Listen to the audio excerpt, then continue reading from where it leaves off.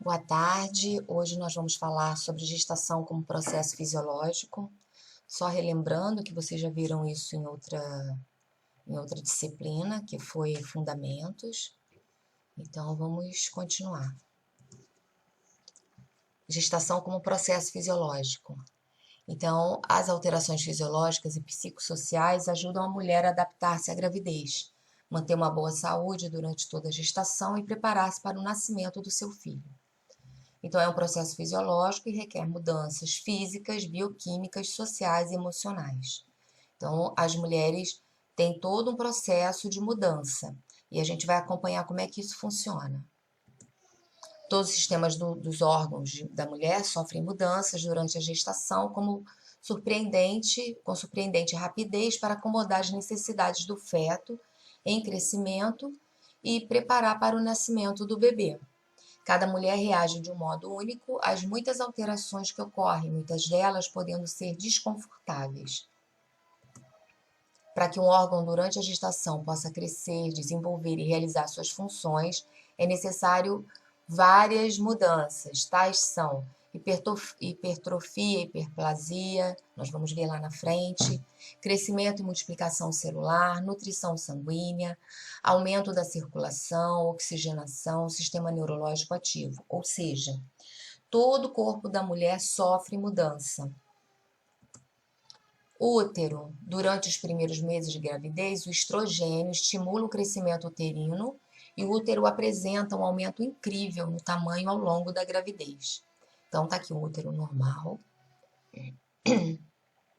Até a 6ª semana não ocorre alteração do tamanho do útero. Na 8ª semana, o útero corresponde ao dobro do tamanho normal. Na 10ª semana, o útero corresponde a 3 vezes o tamanho habitual. Na 12ª semana, o útero enche a pelve, de modo que é palpável na sínfise púbica. Na 16ª semana, o fundo uterino encontra-se entre a sínfise púbica, escrevi ele errado, e a cicatriz umbilical. Na 20ª semana, o fundo uterino encontra-se no nível do umbigo. Nós vamos ver adiante uma figura que mostra bem isso. O fundo uterino alcança seu nível mais elevado no processo tifoide, com aproximadamente 36 semanas. Entre 38 e 40 semanas, a altura do fundo uterino cai conforme o feto começa a descer e acomodar-se na pelve. Com 40 semanas, a cabeça do feto começa a descer e acomodar-se na pelve, fenômeno denominado insinuação. Então, tá aqui, né? Mostra bem aqui, ó, 12ª semana, 16ª, 20ª semana, 24ª, 22ª, e ali ele vai crescendo, vai aumentando e vai comprimindo aqui os pulmões, ó. O útero permanece na cavidade pélvica durante os 3 primeiros meses de gestação. Após esse período, ele progressivamente ascende na cavidade abdominal. Então, aqui, ó, 12ª semana, ele continua aqui na cavidade pélvica. Passando. No termo, o útero pesa cerca de 900 gramas, encontra-se cerca de 5 a 6 vezes maior que o útero não gravídico. As paredes tornam-se delgadas, com o útero passando de um globo sólido para um recipiente oco. Tá vendo aqui? Ele tá totalmente fechadinho, vagina e útero. Quando ele já está grávida, né? Quando a mulher já está grávida, já está gestante, ele começa a expandir e se torna um recipiente de sólido, tá vendo aqui? Para um recipiente oco. Seguindo. Útero não gravídico, o tamanho normal é menor que um punho. 5 a 6 vezes maior quando o útero é gravídico. O peso, quando ele não é gravídico, é de 60 a 70 gramas nas mulheres nulíparas, ou seja, na primeira gestação, e 100 gramas das multíparas, ou seja, a partir da segunda gestação. O líquido é aproximadamente 2 colheres de sopa. Já no útero gravídico, o peso é de 900 a 1,1 kg e o líquido é de 3,8 a 10 litros, né, de líquido dentro de um útero. O crescimento uterino ocorre não apenas em virtude de hiperplasia, ou seja, aumento, mas também hipertrofia, diminuição das células miometrais.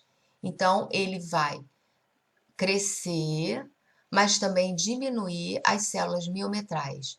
Os vasos sanguíneos tornando-se mais calibrosos, dilatam-se e exibem novas ramificações para apoiar e nutrir o tecido muscular em crescimento. Ou seja, há toda uma mudança, inclusive nos vasos sanguíneos, que eles vão ficar mais calibrosos e vão criar novas ramificações para poder nutrir esse tecido, tá bom? O aumento do peso do útero é acompanhado por um grande aumento do fluxo sanguíneo uterino necessário para perfundir o músculo uterino em crescimento. A contratilidade uterina também se mostra muito aumentada. Contrações espontâneas, irregulares e indolores, denominadas contrações de Braxton-Hicks, começam no primeiro trimestre. Essas contrações persistem durante toda a gravidez. Às vezes há uma confusão, achando que há uma contração, estou parindo. Mas não, são contrações espontâneas e irregulares. Também conhecidas como contrações de treinamento, são essas contrações de Braxton-Hicks, contrações de treinamento ou falsas, as contrações de Braxton-Hicks, que recebem o nome do médico que primeiro identificou, né?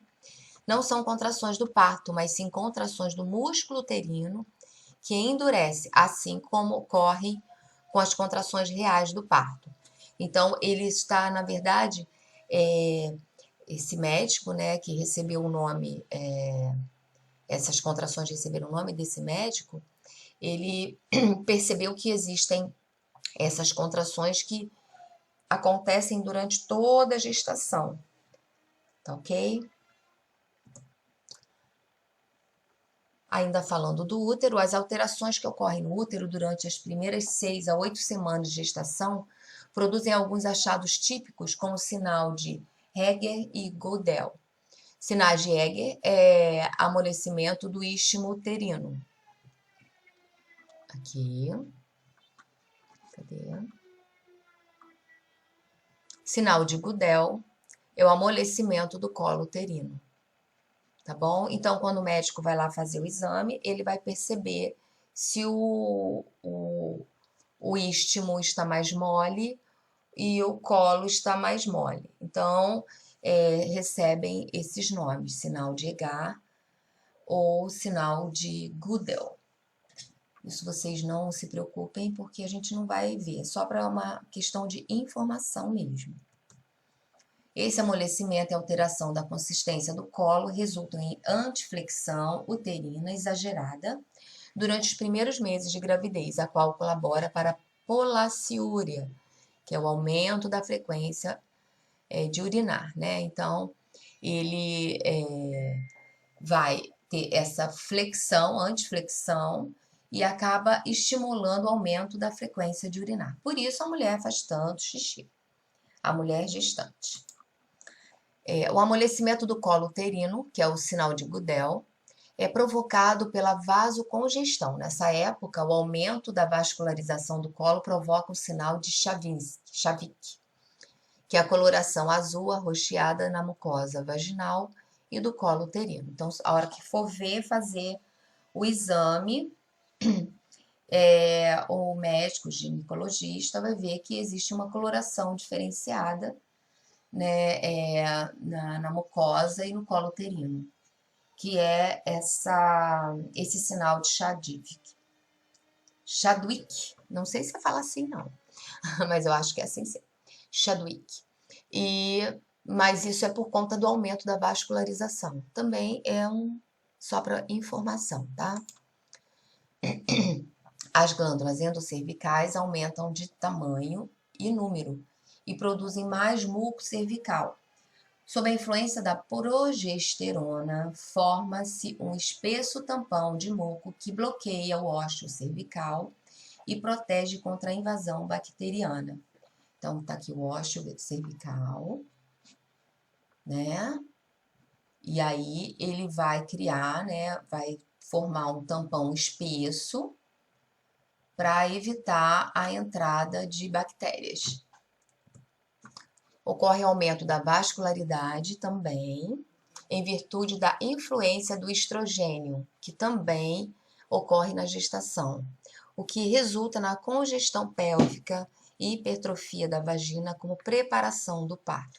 Então, o parto vai ser o útero, o colo do útero, eles vão ser todos preparados para futuro parto.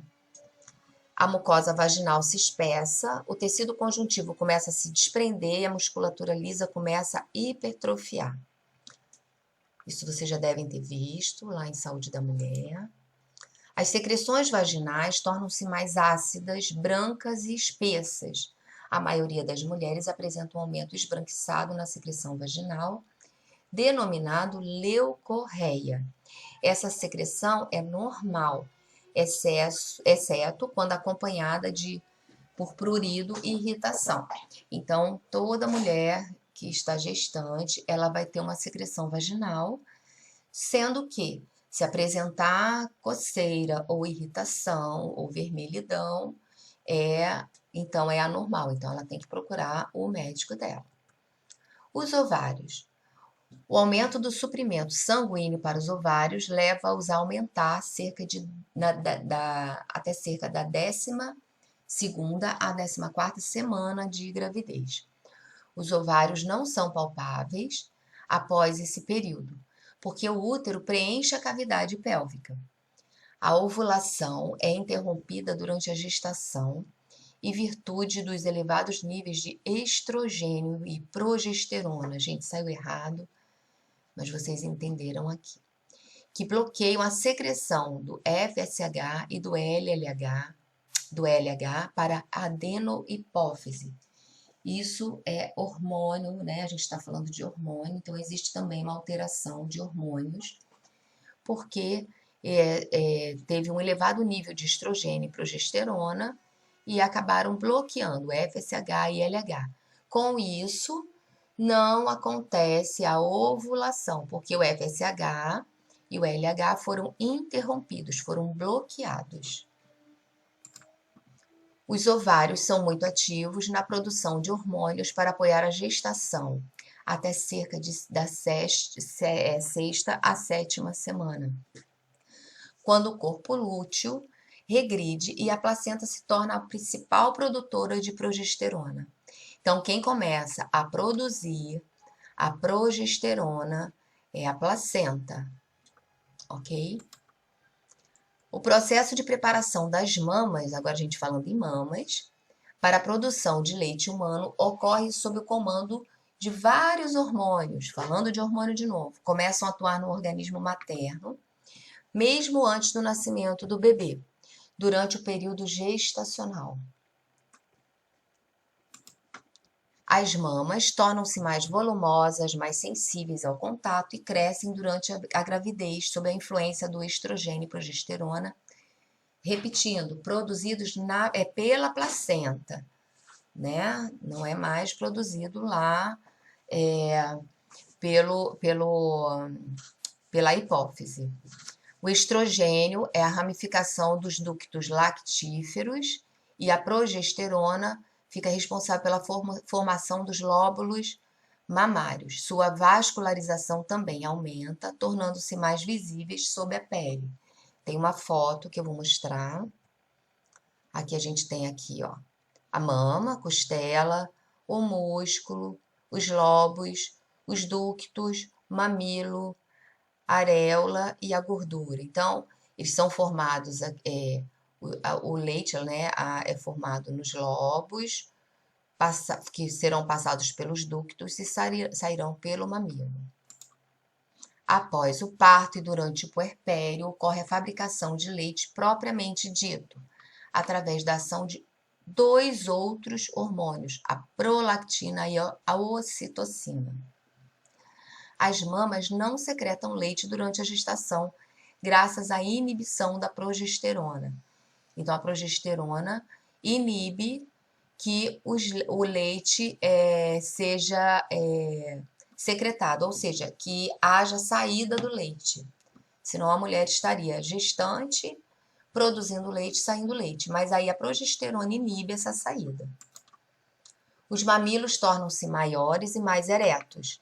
Tanto os mamilos quanto a areola ganham pigmentação profunda e as glândulas sebáceas são mais proeminentes. Essas glândulas também mantêm os mamilos lubrificados para a amamentação.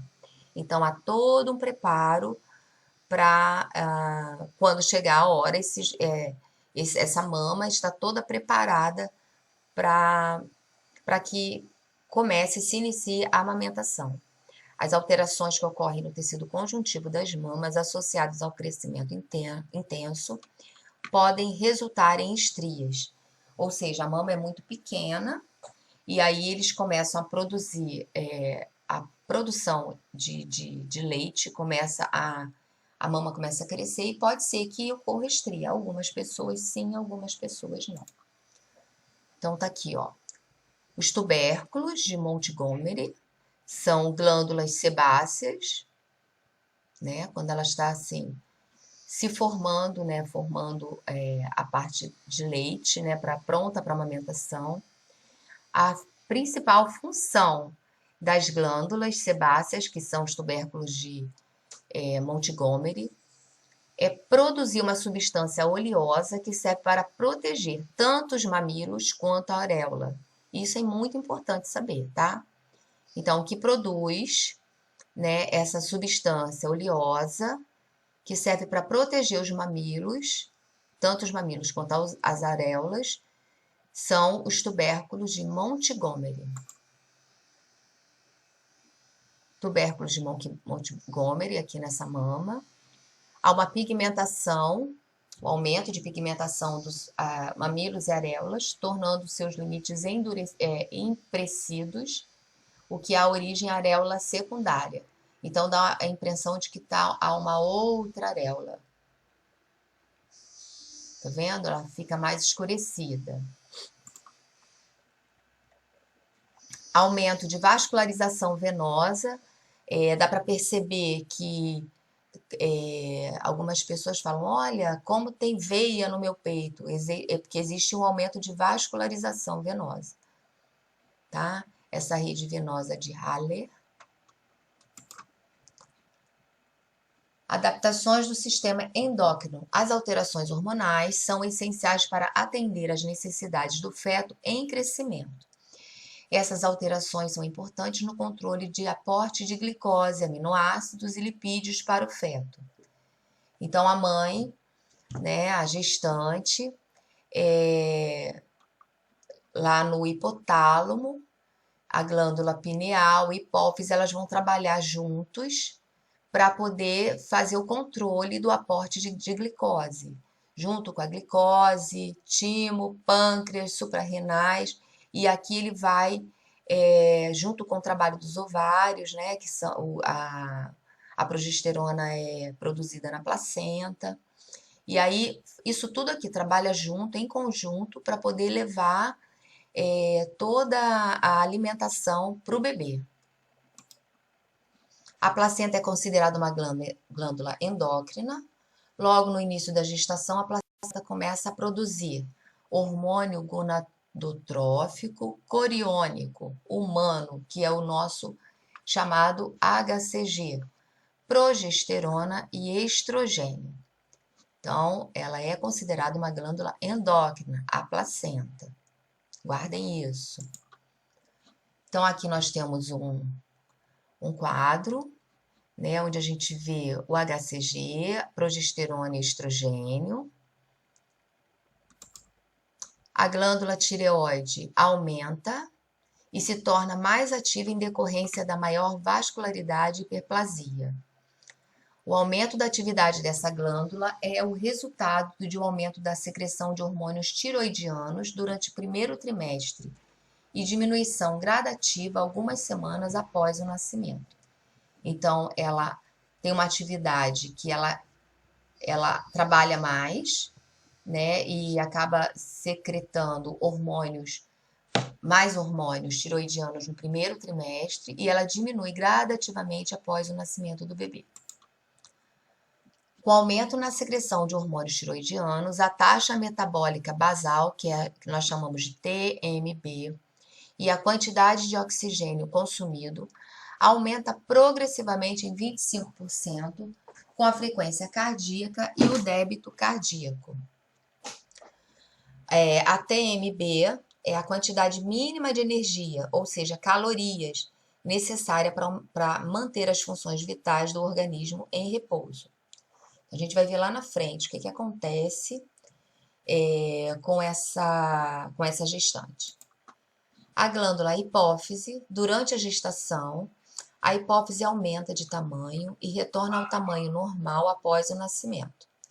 Então, tá aqui o cérebro, hipotálamo, hipófise. Então, ela tem um aumento e depois ela vai também regredir, assim como a tireoide. Glândula hipófise, falando ainda, durante a gravidez ocorre um aumento no número de células secretoras de prolactina e um aumento significativo no nível sanguíneo desse hormônio. Os lactotrófos, que são a prolactina, da adenohipófise são as células que sintetizam e secretam a prolactina. Estão localizados em especial nas asas laterais posteriores da adenohipófise. Tem um desenho aqui que eu vou mostrar. As células neurosecretoras, o hipotálamo, a neurohipófise, que é a porção nervosa do lobo posterior, e a porção glandular do lobo anterior. Isso tudo lá dentro, gente. Deixa eu voltar. Aqui. Tudo aqui dentro. Isso tudo aqui é aqui, ó. Tá bom? Dentro do cérebro. Durante a gestação, a capacidade da prolactina de induzir a produção de leite é antagonizada pela progesterona. Os hormônios todos trabalhando juntos. Assim que a placenta se desprende do útero, o antagonismo desaparece e a lactação começa a sair, né? O leite começa a sair, a lactação pode começar. Ou seja, a progesterona estava inibindo a saída do leite. Só que aí, quando existe a placenta se desprende do útero, acontece que a lactação é liberada, ou seja, a progesterona para de inibir a saída do leite e o leite é liberado. A prolactina é produzida em jatos em resposta à sucção do bebê.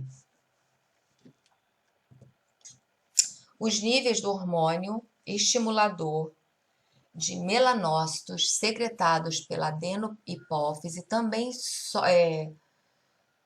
era para escrever sobem durante a gravidez. Esse aumento é responsável por muitas alterações cutâneas, particularmente da pele. Aí que acontece? Escurecimento da auréola, mamilo, melasma, linha nigra. A linha nigra é aquela linha fininha que tem na barriga do umbigo até a pelve. Essas alterações cutâneas estão também ligadas ao estrogênio. Então, os hormônios todos alterados. Então, a gente sabe que a mulher teve o início da gestação, vai ter alteração hormonal. Por isso, a mulher fica toda diferente. Tanto o comportamento, né, que a gente falou lá atrás, quanto a transformação no seu corpo. A ocitocina é liberada pela neurohipófise e a sua produção gradualmente aumenta à medida que o feto amadurece. A ocitocina é responsável pelas contrações uterinas, tanto antes quanto depois do parto, e pela ejeção do leite materno.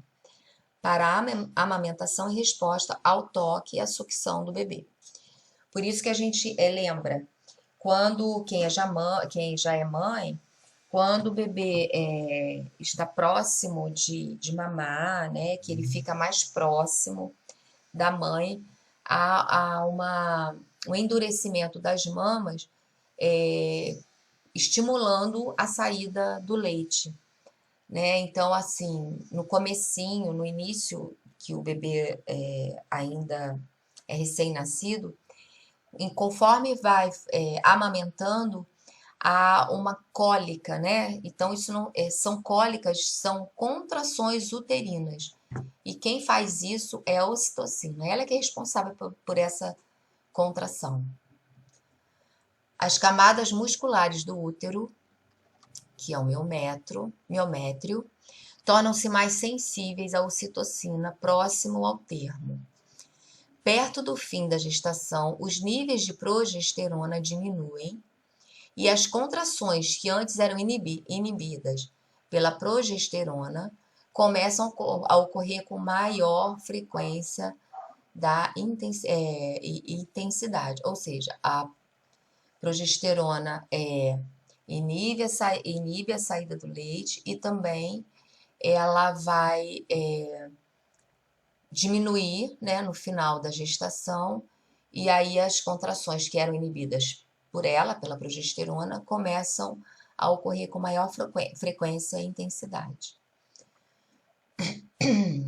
Aqui a gente já viu lá em cima, né, o hipotálamo, o hormônio é produzido, empacotado no corpo celular do neurônio, e aí ele vem aqui, as vesículas são transportadas ao longo da célula. Isso aqui está bem elucidado para a gente entender que os hormônios são liberados aqui no sangue. Hipófise, a glândula hipófise. A ocitocina é responsável por estimular as contrações uterinas que provocam parto. A gente já falou lá atrás. As contrações levam ao adelgaçamento e dilatação do colo uterino. Também exercem pressão e ajudam o feto a descer para a pelve para o parto. Então, é um preparo, né? Acontece lá na hipófise, a ocitocina começa a estimular a contração e vai haver a dilatação. Tá vendo aqui? Tá mais espesso o colo e depois ele vai se dilatando conforme vai acontecendo a dilatação. O colo fica fino e se dilata para a saída do bebê. Após o parto, continua a secreção de ocitocina, o que leva o miométrio a se contrair e ajuda a provocar a constrição dos vasos sanguíneos uterinos e diminuir o sangramento vaginal. O útero em crescimento leva os pulmões a funcionarem de modo diferente. A gente vai ver aqui um desenho mais à frente, onde a gente vai ver por que a gestante fica mais ofegante, mais cansada. Durante a gestação, o comprimento do espaço disponível para abrigar os pulmões diminui à medida que o útero exerce pressão sobre o diafragma e empurra para cima. Como mecanismo compensatório, o movimento do diafragma aumenta, o que permite um volume de ar corrente e maior. Ou seja, a respiração acaba sendo mais feita pelo diafragma para ajudar, para compensar esse espaço pequeno. Tá aqui mostrando, ó, né, a compressão do útero, que chegou, né, a um tamanho bem grande e acaba comprimindo aqui, e o diafragma ele acaba ficando mais espesso.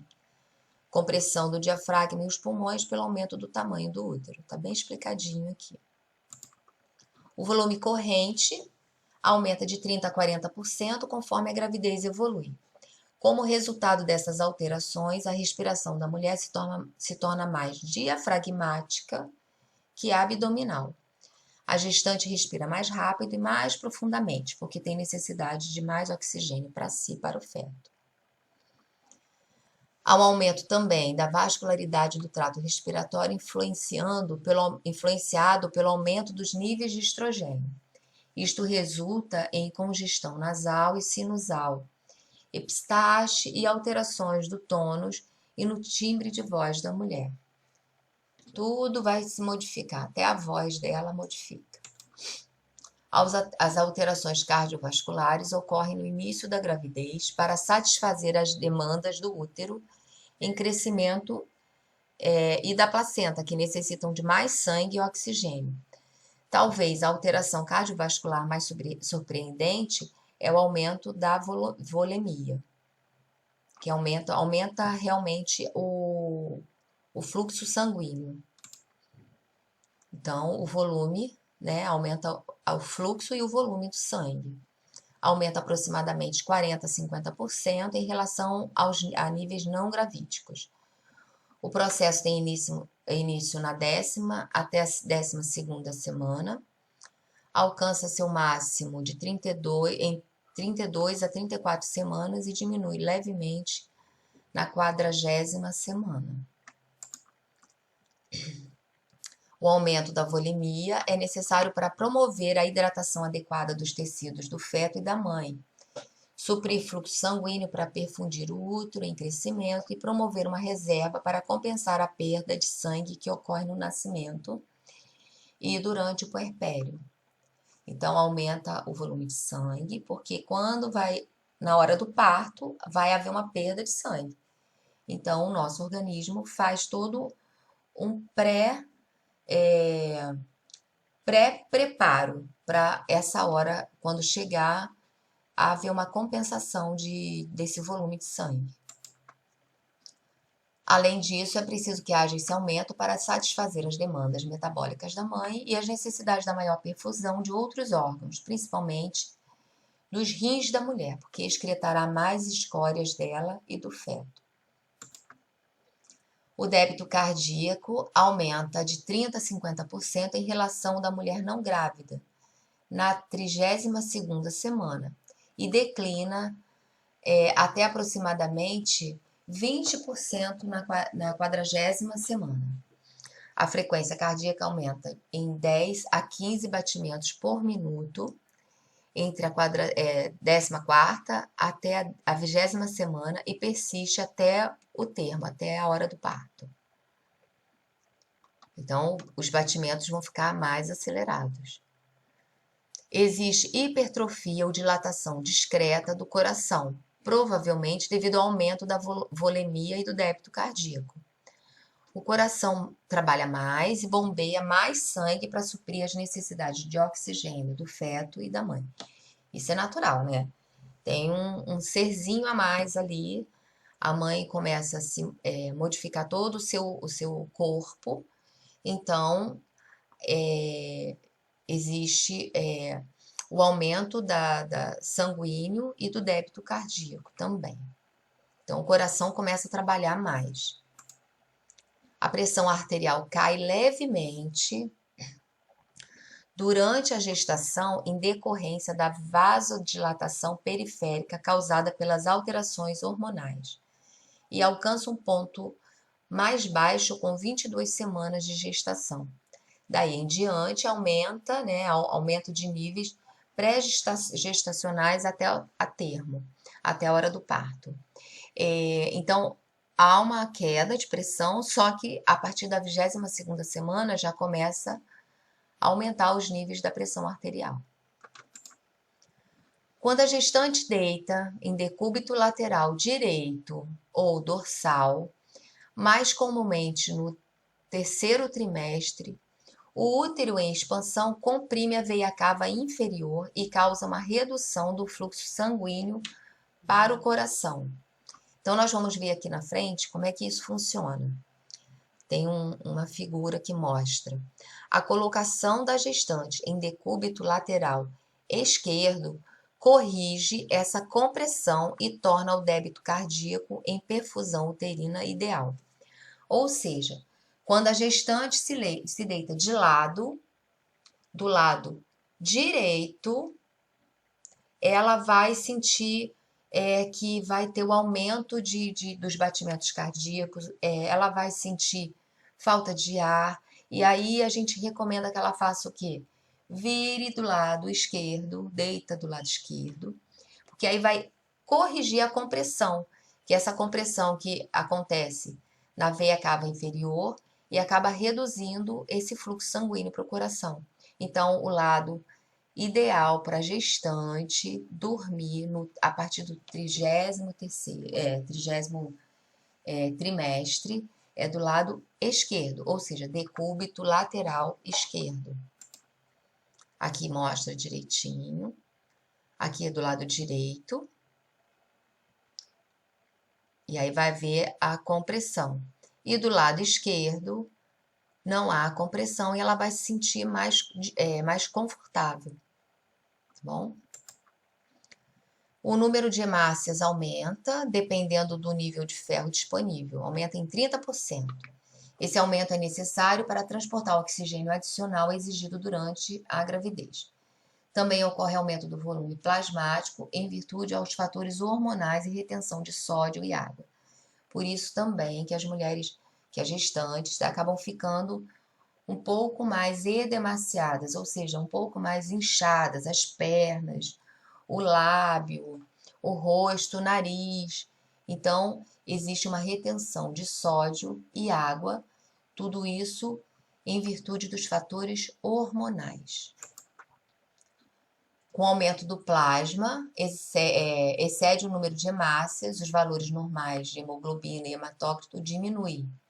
Esse estado de hemodiluição é denominado anemia fisiológica na gravidez.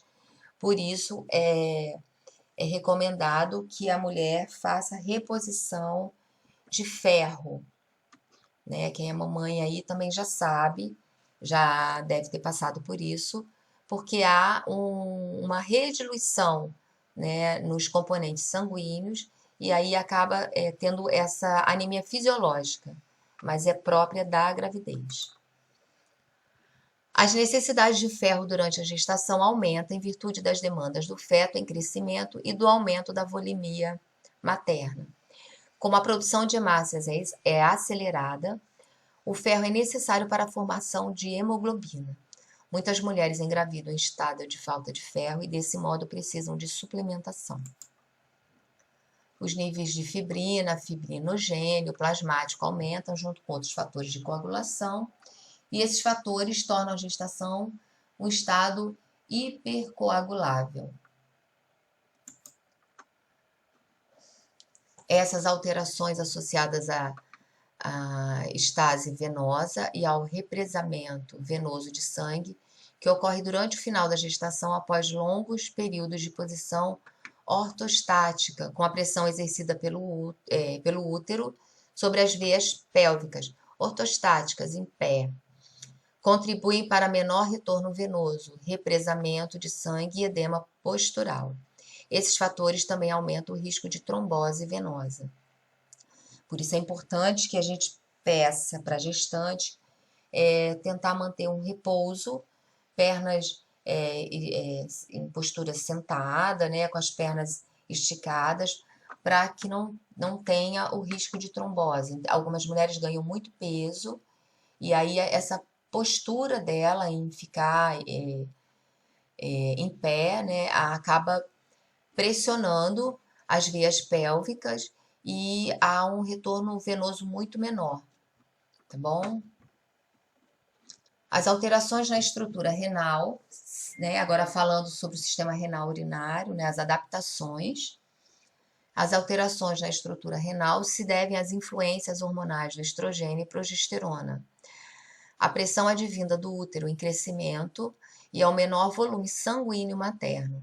À medida que flui mais sangue para os rins, a taxa de filtração glomerular, que é a TFG, aumenta, o que eleva ao aumento de fluxo do volume da urina, bem como filtração e excreção de águas e solutos.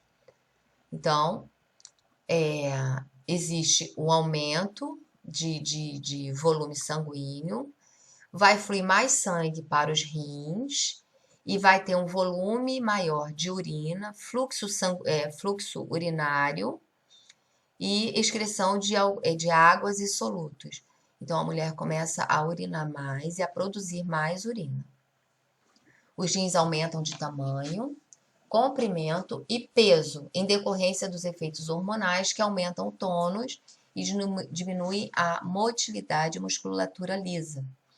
A pelve renal torna-se dilatada, os ureteres alongam-se e alargam-se logo na 10ª semana.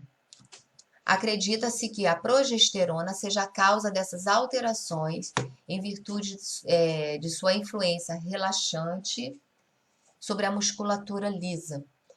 Ou seja, a progesterona de novo aqui, ó, entrando e fazendo causando alteração, né, em mais um órgão. Aqui o rim, né? Vocês já viram em anatomia como aqui é o rim, né? A artéria renal, veia renal, a ureter, o córtex. Tá vendo? Então aqui o sistema urinário ele vai também ter uma sobrecarga de volume de sangue e acabar produzindo mais urina. Vamos lá, o fluxo sanguíneo para os rins aumenta. Aqui a gente já falou, porque causa, por sua vez, aumento do TFG. Também a gente está repetindo, que se inicia no 2º trimestre e essa elevação se mantém até o parto. Aqui, tudo que acontece, tá bom? Adaptações do sistema renal e urinário. A atividade dos rins aumenta, decúbito lateral esquerdo, alivia a pressão que o útero aumenta, exerce sobre a veia cava, aumenta o transporte de sangue oriundo das pernas, aumenta o retorno venoso e resulta em aumento do débito cardíaco, aumento da perfusão renal e filtração glomerular, e a grávida sente mais vontade de urinar quando está deitada em decúbito lateral esquerdo. Então, aqui, né, a gente só está repetindo o que foi falado lá em cima. Adaptações do sistema gastrointestinal. As gengivas tornam-se hiperemiadas, ou seja, começam a ficar mais avermelhadas, tumefeitas e friagens com tendência a sangramento. Então, existe uma tendência a ter mais sensibilidade nas gengivas. Essa alteração é influenciada pelo estrogênio e pela maior proliferação de vasos sanguíneos e circulação para a boca. A saliva produzida torna-se mais ácida. Algumas mulheres queixam-se de salivação excessiva, qual pode ser causada pela diminuição da deglutição inconsciente quando está com náusea, né? A mulher, quando começa a sentir náusea, ela acaba deglutindo menos e a saliva vai ficando mais ácida. Então, vai existir uma pirose e eructações. Pirose, né, é o termo técnico, que é a queimação e azia, e eructações são aqueles arrotos mais frequentes. Algumas pessoas falam, ai, para de arrotar, mas ela não controla isso. É uma forma dela aliviar ainda mais esse mal-estar que acaba a azia, né, a pirose causando. O aumento de progesterona provoca relaxamento da musculatura lisa, que a gente está explicando. O que acontece? É o que resulta o retardo do esvaziamento gástrico e diminuição da peristalse. Então, existe um movimento mais lento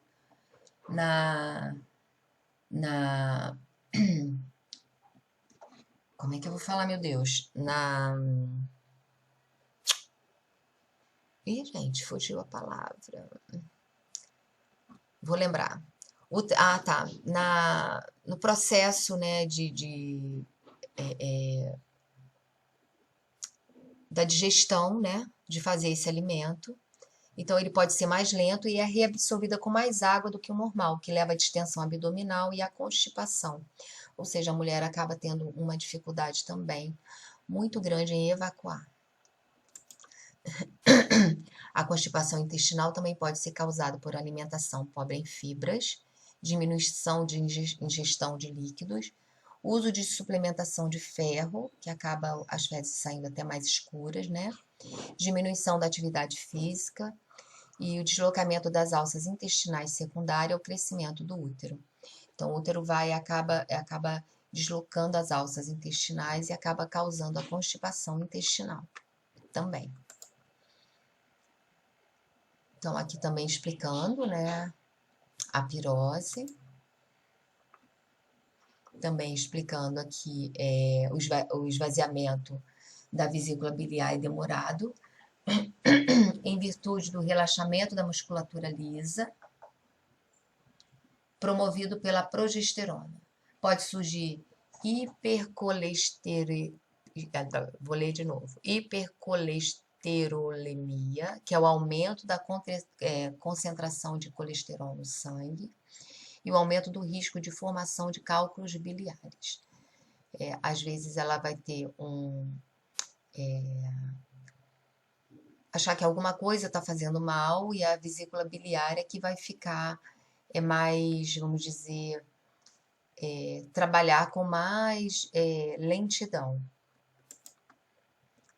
Então, aqui adaptações, né? Náusea, vômito, altos níveis de HCG, estrogênio, diminuição da acidez estomacal, diminuição da motilidade e tônus do trato digestório.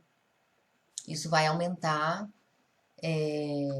normalmente, 50% a 80% das grávidas têm esses sintomas durante a gestação.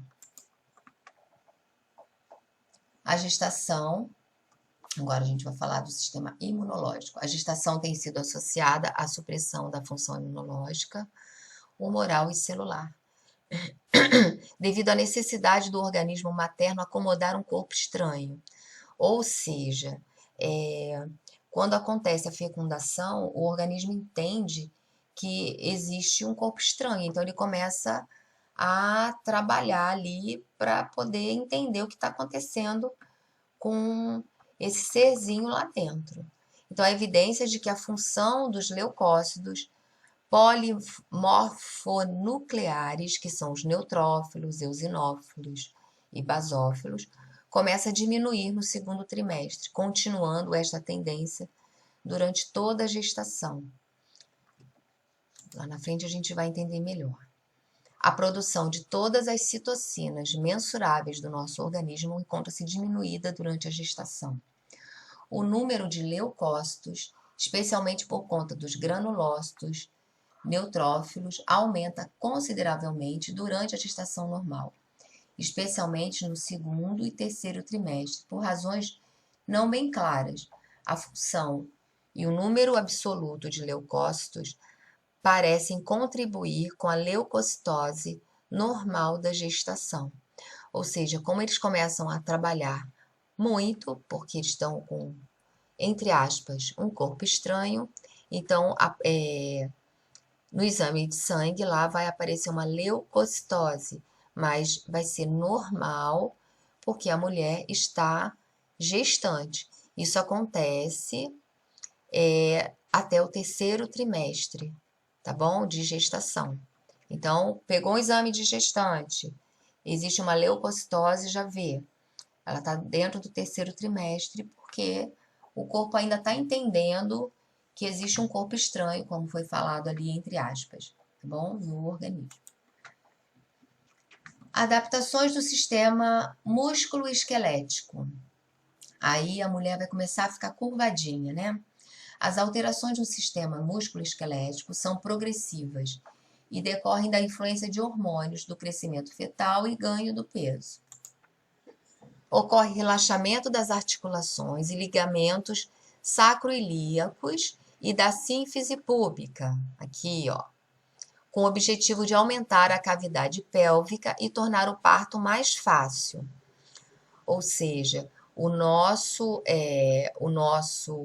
nossa parte esquelética, né, vai existir um relaxamento dessa articulação e ligamentos, aqui, ó, e vai haver uma expansão, né? Então, a sínfise púbica é que vai aumentar para preparar já a bacia para passagem do bebê.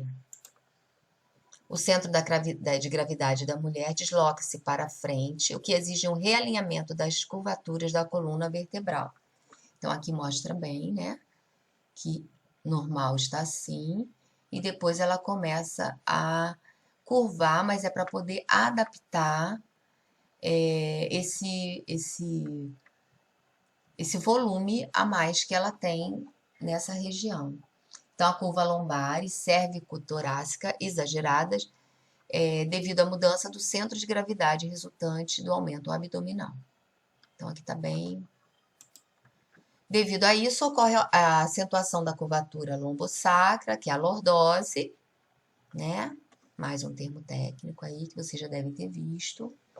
E desenvolve-se uma curvatura compensatória na área cérvico-torácica para aumentar o equilíbrio. A gestante passa a exercer a marcha anserina, mais acentuada quando é próxima ao parto, próxima do termo. Então, ela começa a remar, né? Ela começa a andar de uma forma igual um patinho andando. Adaptações do sistema tegumental, ou seja, a pele dela também vai modificar.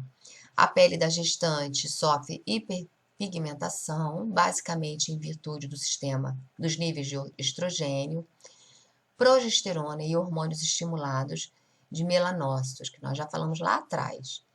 Essas alterações são observadas principalmente nos mamilos, areolas, umbigo, períneo e axila. Vai ficar com a axila mais escura, o períneo, né, a virilha vai ficar mais escura, umbigo vai ficar mais escuro, as areolas, que, né, vão ficar mais escuras, os mamilos vão ficar de uma outra coloração, vai ficar de uma coloração que depois, né, do parto, ela vai voltar ao normal. Ainda falando sobre o sistema tegumentar, aumento da pigmentação também pode ocorrer na face. Também saiu escrito errado aqui. Formando melasma facial. Algumas mulheres ficam com essas marcas, né? Que também são chamadas de cloasma gravídico. Normalmente aparecem nas bochechas e na testa. A maioria clareia conforme os hormônios diminuem no final da gravidez, mas algumas manchas podem perdurar depois da gravidez. E aí as mulheres ficam enlouquecidas porque fiquei com a pele marcada. E aí ela tem que fazer todo um acompanhamento e clareamento dessa pele com ácidos e etc. Mas isso tudo é de acordo com esses hormônios que aumentaram. No abdômen pode surgir uma linha pigmentada denominada linha nigra. Essa linha aqui, que vai do umbigo até a área pubiana. Nós já falamos lá atrás também. Formação de estrias nas mamas, nós já falamos também. Também pode ocorrer formação de aranhas vasculares devido aos altos níveis de estrogênio. São aqueles vasinhos irritantes que aparecem nas coxas, né? No pescoço, às vezes na face, e desaparecem após o parto. Algumas não desaparecem quando elas mantêm o peso, que elas não conseguem diminuir o seu peso, elas mantêm esses spiders, né? Ou aranhas vasculares. Pode ocorrer também o aparecimento de eritema palmar, que é a área rosada bem delineada na superfície palmar das mãos. Essa alteração também é relacionada a altos níveis de estrogênio. São essas palminhas vermelhinhas aqui. Algumas mulheres também observam a diminuição do crescimento do cabelo durante a gravidez. O folículo piloso normalmente passa por fases de crescimento e repouso. A fase de repouso é sucedida pela perda de cabelo que a seguir são repostos. Então, aqui vocês viram também no sistema tegumentar, né, em anatomia, né, as glândulas sebáceas, o folículo piloso. Então, há uma redução de crescimento, né, existe um repouso e depois do parto vai voltar tudo ao normal. Aqui a gente vai falar sobre o aborto, né? Não tem como não falar. Então, o que é o aborto? É a interrupção involuntária de uma gestação antes da 20ª semana, o que pode causar dor física e emocional. Os abortos espontâneos, tipo mais comum na perda de gravidez, geralmente, ocorre devido a problemas no desenvolvimento no feto. Os sintomas envolvem sangramento ou eliminação de fluidos pela vagina e dores abdominais ou lombar. Também é comum sentir tristeza ou angústia.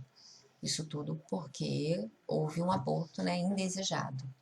Infelizmente, o processo de aborto não pode ser revertido após ter começado. No entanto, é possível usar medicamentos ou procedimentos como dilatação e curetagem para evitar certas complicações. Além disso, há diversas fontes que oferecem terapia e apoio. Nesses casos, depois do aborto acontecido, não tem como reverter.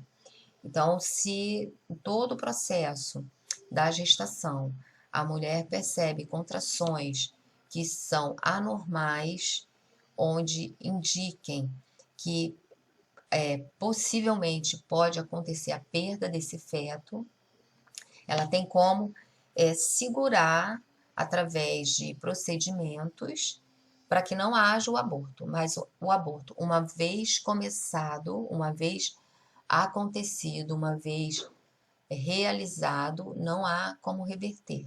Depois que ele começou no processo de expulsão, de uma forma mais acelerada, irreversível. Então, antes da 20ª semana, guardem isso, a saída do feto é considerado aborto. Após a 20ª semana, aí há o nascimento, é considerado que houve o parto, ou então houve o feto. Então, vai ter que ter atestado de nascido morto, né, depois da 20ª semana. Então, existe um parto. Então, existe o feto nascido morto, é um natimorto, ok? Aqui nós temos um vídeo, depois vocês vão olhar esse vídeo, assistir ao vídeo, e é um vídeo muito gostosinho, que mostra tudo que foi falado anteriormente, e eu espero que vocês tenham gostado. É uma aula grande, mas é uma aula que explica passo a passo todo o processo fisiológico da gestação.